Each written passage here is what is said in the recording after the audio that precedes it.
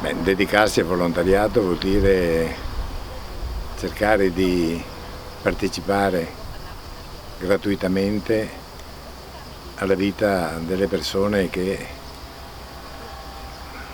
stanno meno bene, che hanno delle problematiche, che amano condividere. Farlo con i carcerati è stata una piccola passione ancora dall'università, ho fatto alcuni esami, alcune ricerche, alcuni studi, alcuni lavori sul carcere.